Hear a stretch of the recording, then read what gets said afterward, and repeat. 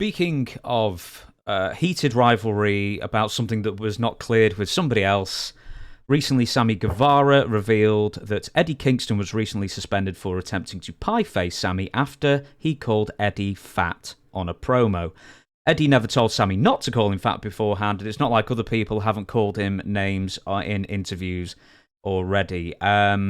So, yeah, that's a Well, massive overreaction. well, maybe. Well, I hadn't heard all of it, but was he called him fat on an interview without anybody telling him to? So the actual setup is that prior to these interviews, you tell the person who you're going to be cutting a promo on, this is what I don't want you to mention on the interview. And Eddie Kingston never said, "Don't call me fat." So Sammy Guevara called him Well, fat. I don't even think Eddie told him not to call me fat because nobody's called him fat. So why would he even be thinking of it? They may have, but from what I understand, he punched him in the locker room, right? I believe it's not even that. I believe he attempted to pie face him, and he didn't even get that. Who was going to pie face who Eddie Kingston was going to pie face Sammy Guevara. on the interview? No, this was in the back. Okay. Well, Eddie, I don't know him that well. I like Eddie because he loves wrestling. And so he's a little chunky. Who cares? You know what I'm saying? It is a visual sport. I got that. But that's not his gimmick. His gimmick, Eddie Kingston, he's a street fighter. How many street fighters you know walking around looking like Schwarzenegger? I mean, that's years ago, but a bodybuilder. Not many. Street fighters are just that. They fight on the street and they're tough. So now he legitimately slapped Sammy Guevara, right? Mm-hmm.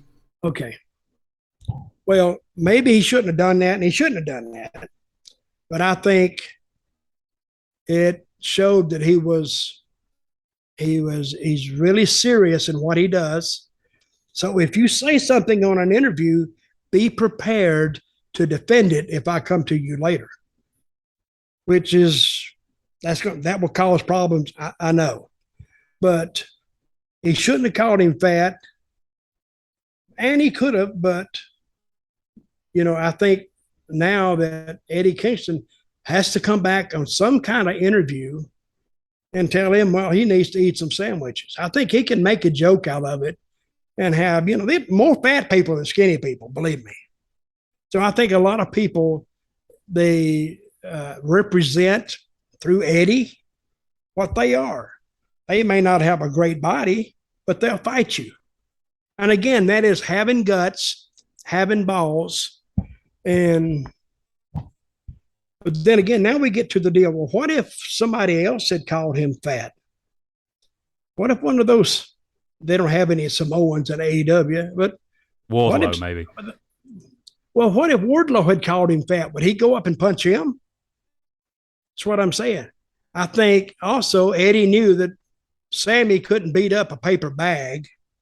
So he was okay in punching him, which I kind of hold that against him. But anyway, it's one of those things that I think we can learn something from it.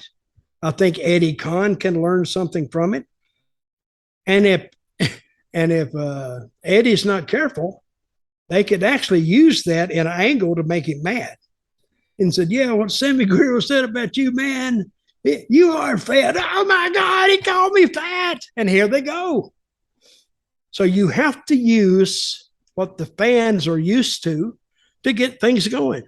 So, but I think it's like anything else. It's one of those locker room misunderstandings that it becomes it just goes into the lore of wrestling, the lore of wrestling and the wrestling book. It just goes in there, and it's maybe a page, and that's it.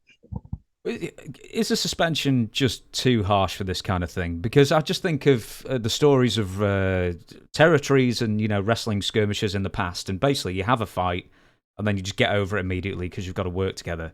Or suspending him for a couple of weeks or whatever seemed a bit over the top. I do. I really do. I think suspending him for what? I mean, but we just talked about the discontent, I think, the discontent in the AEW dressing room. And part of this can be laid at the foot of Tony Khan, too. Maybe he's trying to gain control of that locker room. And this happened at the worst possible moment. And he said, screw this. I'll just suspend the guy and I'll send the message. Don't do that in my locker room. So, and he did it, suspended him. He's back now. So I don't know. There's a lot of different ways to handle it. And I think Tony Khan, we were just talking about him earlier, I think, trying to gain control of the locker room and maybe having a tough go at it. So this is one of the tests that he's going to have to go through.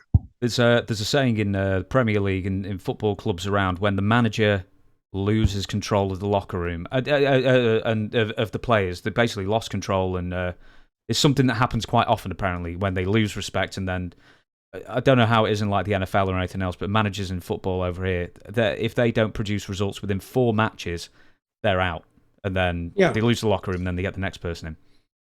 Well, in football, I think it's going to take more than 4 games. But when you lose the locker room, you lose respect. And when you lose respect, guys don't care. So if guys don't care, you might as well write that season off. You might as well can the coach because he's useless. And actually, if he's on the sideline, he does more harm than good, because players respond to motivation, ambition, and respect. And unless that coach is giving it to them, a lot of them, they don't care, or they're being forced to, they're not throwing the ball to them enough. You got a lot of prima donnas in football. Talking about prima donnas, talk about wrestling. I mean, if you walk into a wrestling locker room and there's 25 guys there, you got 25 different egos that you're trying to not cross. The booker is. A lot of bookers don't care. And a lot of bookers, if they're smart, they'll call the guy and you said, hey, I don't want, if we're going to have any trouble, you might as well walk out that door right now. And that's probably the best thing to do, because you're going to avoid not the booker ruining his record of being a good booker. And who's in charge? I'm going to call the shots, or are you going to call the shots? Now, if you have an idea, give it to me. But if you don't, I give you an idea, tell me what you feel about it right away. And if you can convince me it's not the right thing to do, well, I'll change it. But you just saying, oh, I don't want to do that, that's not enough for me. So, but I think bookers have to be tough. Bookers get hired to get fired. And if you have a big name in there, like CM Punk, let's use him, he may be telling Tony what to do. And Tony may be saying, no, I'm just letting him help out. No, Tony, he's telling you what to do is basically what he's doing. And when the other guys hear this, you got trouble.